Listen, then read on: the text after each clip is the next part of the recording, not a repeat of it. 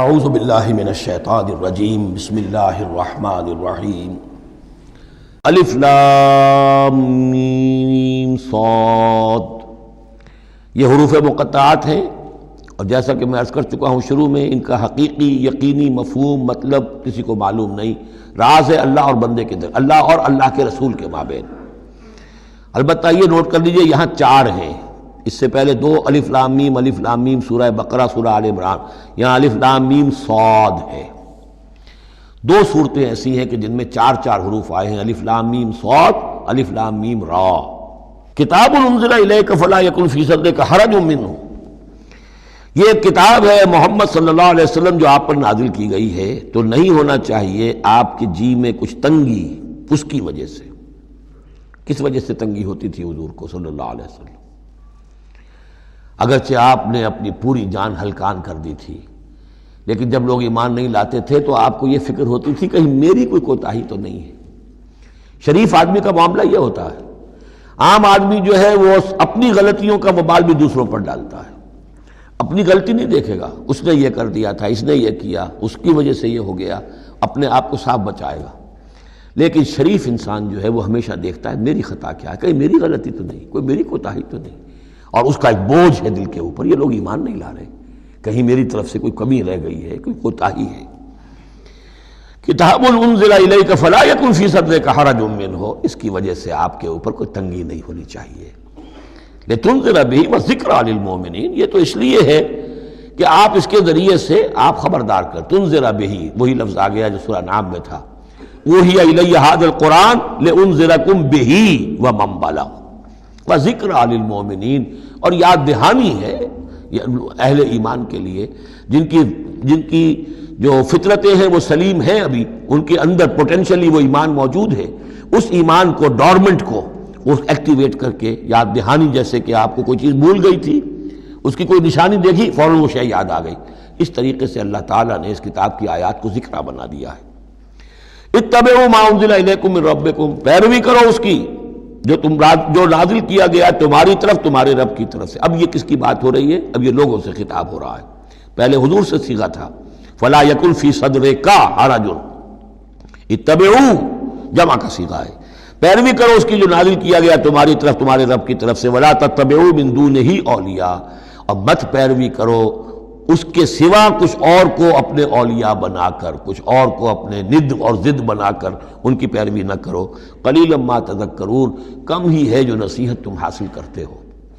یہ نوٹ کر لیجئے کہ یہ سورہ اعراف اس اعتبار سے تو قرآن مجید کی سب سے بڑی مکی سورت ہے کہ یہ 24 رکوعوں پر مشتمل ہے اور 206 آیات ہیں. 24 رکوع، مکی سورت کوئی اتنی نہیں ہے. اور دوسری جیسے کہ مدنیات میں سب سے بڑی سورہ بقرہ ہے، 40 رکوعوں پر مشتمل. لیکن تعداد آیات میں ایک اور سورت ہے مکی جو اس سے بڑھ گئی ہے، 227 آیات ہے سورہ شعراء کی. لیکن سورہ شعراء میں آیات چھوٹی چھوٹی ہیں، تعداد زیادہ ہے، رکوع اس کے کل 11 ہیں. مصحف میں 14 صفحات میں سورہ شعراء آ جاتی ہے، جبکہ یہ 34 صفحات میں ہے. تو سب سے بڑی مکی سورت یہ ہے. وَكَم مِّن قَرْيَةٍ أَهْلَكْنَاهَا، جیسا کہ میں نے کہا تھا ایام اللہ وَذَكِّرْهُمْ بِأَيَّامِ اللَّهِ، یہ اس سورہ مبارکہ کا اہم عمود ہے، لہذا شروع ہی میں اب اس کا تذکرہ ہو رہا ہے. وَكَم مِّن قَرْيَةٍ أَهْلَكْنَاهَا، کتنی بستیاں ایسی ہیں جنہیں ہم نے ہلاک کیا. یہ قوم نوح، قوم ہود، قوم صالح، قوم شعیب، یا عمورہ اور صدوم کی بستیاں. کم من قریۃ اہلکناها فجاءها باسنا، تو ان پر آ پڑا ہمارا عذاب، بیاتن، یا تو رات کے وقت جبکہ وہ رات گزار رہے تھے، او ہم قائلون، یا جبکہ وہ دوپہر کے وقت قیلولہ کر رہے تھے. فما کان دعواہم جاءہم باسنا، تو پھر ان کی چیخ پکار اس کے سوا کچھ نہیں تھی جب وہ عذاب آ پڑا، الا ان قالوا انا كنا ظالمین، کہ ہائے ہماری شامت، ہم ہی ظالم تھے، ہم نے ہی اپنے اوپر ظلم ڈھایا ہے. واقعتاً ہمارے رسولوں نے تو ہماری آنکھیں کھولنے کی کوشش کی تھی. فَلَنَسْأَلَنَّ الَّذِينَ أُرْسِلَ إِلَيْهِمْ وَلَنَسْأَلَنَّ الْمُرْسَلِينَ، اور ہم لازماً پوچھ کر رہیں گے ان سے بھی جن کی طرف ہم نے رسولوں کو بھیجا، اور لازماً پوچھ کر رہیں گے رسولوں سے بھی. یہ بھی فلسفہ رسالت کا بہت اہم جو ہے موضوع ہے جو اس ایک آیت میں آیا ہے، اور بڑے زور شور کے ساتھ آیا ہے، بڑی جلالی شان کے ساتھ آیا ہے. دیکھیے اللہ رسول بھیجتا ہے کسی قوم کو خبردار کرنے کے لیے. اب اس پر ایک بڑی بھاری ذمہ داری آ گئی. اگر وہ کوتاہی کرے تو قوم سے پہلے اس کی پکڑ ہو جائے گی. سمجھ لیجیے اس بات کو. الرب رب وَإِن تنزل والعبد عبد وَإِن ترقى.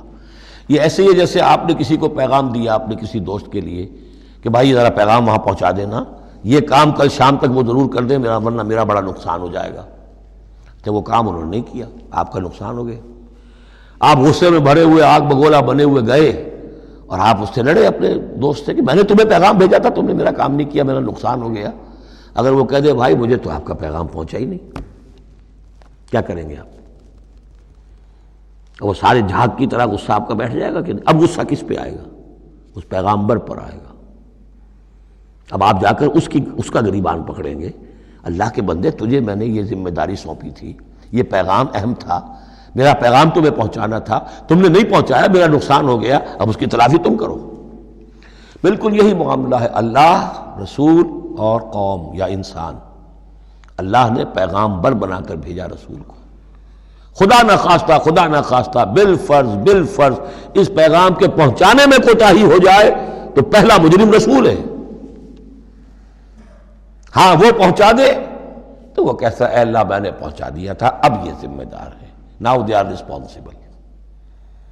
تو یہ جان لیجئے کہ یہ محاسبہ ہونا ہے امتوں کا بھی اور محاسبہ ہونا رسولوں کا بھی. فَلَنَسْأَلَنَّ الَّذِينَ أُرْسِلَ إِلَيْهِمْ وَلَنَسْأَلَنَّ الْمُرْسَلِينَ. ہم پوچھ کر رہیں گے ان سے بھی جن کی طرف رسول بھیجے گئے، اور ہم پوچھ کر رہیں گے رسولوں سے بھی.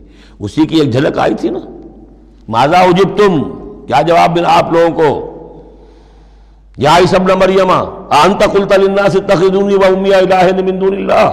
کیا تم نے کہا تھا لوگوں سے، اپنی امت سے، اپنی قوم سے کہ مجھے اور میری ماں کو بھی الہ بنا لینا؟ اب اس کے لیے میں چاہتا ہوں کہ ایک نقشہ ذہن میں رکھیں آپ. جب 23 برس کی محنت شاقہ کے نتیجے میں حضور نے اتمام حجت کر دیا، دین کا غلبہ ہو گیا، سن 10 ہجری ہے، حج کے دن ہے، حضور خطبہ دے رہے ہیں. آپ نے اپنے خطبہ حجۃ الوداع کا اختتام فرمایا سوال سے، الا هل بلغت، لوگوں میں نے پہنچا دیا کہ نہیں؟ اور پورے مجمع نے جواب دیا، انا نشهد انك قد بلغت ونصحت واديت. اور ایک روایت میں آتا ہے انا نشهد انك قد بلغت الرسالة واديت الامانة ونصحت الامة وكشفت الغمة. ہاں حضور ہم گواہ ہیں، آپ نے امانت کا حق ادا کر دیا. یہ قرآن امانت تھی اللہ کی آپ کے پاس، آپ نے ہمیں پہنچا دیا. رسالت کا حق ادا کر دیا، ہماری خیرخواہی کا حق ادا کر دیا. آپ نے گمراہی کے اور ضلالت کے اندھیاریوں کے پردہ چاک کر دیا. کشفت الغمۃ. 3 دفعہ سوال کیا، 3 دفعہ جواب لیا، پھر 3 دفعہ انگلی سے انگشت شہادت سے آسمان کی طرف، پھر لوگوں کی طرف اشارہ کیا، اللہم اشہد اللہم اشہد اللہم اشہد. اللہ تو بھی گواہ ہے، یہ مان رہے ہیں کہ میں نے تیری پیغام انہیں پہنچا دیا. اور پھر فرمایا فَلْيُبَلِّغِ الشَّاهِدُ الْغَائِبَ. اب پہنچائیں وہ جو یہاں ہیں ان کو جو یہاں نہیں ہیں. میرے کندھے سے اتر کر یہ بوجھ اب تمہارے کندھوں پر آ گیا. میں رسول صرف تمہارے لیے ہوتا تو بات آج پوری ہو گئی تھی. میں تو رسول ہوں تمام انسانوں کے لیے جو قیامت تک آئیں گے. اب ان تک اس کی تبلیغ اور ابلاغ، اس کا پہنچانا تمہارے ذمہ. یہی گواہی ہے جو قیامت کے دن کھڑے ہو کر رسول دے گا. فَكَيْفَ إِذَا جِئْنَا مِنْ كُلِّ أُمَّةٍ بِشَهِيدٍ وَجِئْنَا بِكَ عَلَىٰ هَٰؤُلَاءِ شَهِيدًا. وہ گواہی جو حضور نے لی ہے اس روز، وہی گواہی ہوگی، اے اللہ میں نے اپنی اس قوم کو تیرا پیغام پہنچا دیا تھا. اب یہ ذمہ دار ہیں، یہ جواب دیں. They can't plead ignorance. یہ نہیں کہہ سکتا کہ ہمیں پتہ نہیں تھا، ہمیں بتایا نہیں گیا، معاملہ ان پر کھول دیا گیا تھا.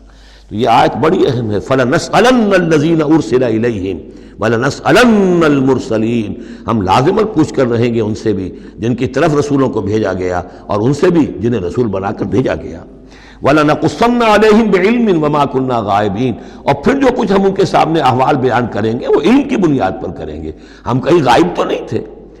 جب جو کچھ ہو رہا تھا، جو کچھ محمد کر رہے تھے اور صحابہ کر رہے تھے ان کے، وہ بھی ہم دیکھ رہے تھے. اور جو کچھ ابو جہل اور ابو لہب کر رہے تھے وہ بھی ہم دیکھ رہے تھے.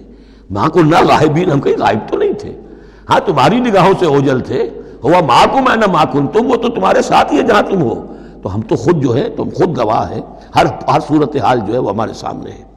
صدق اللہ العظیم۔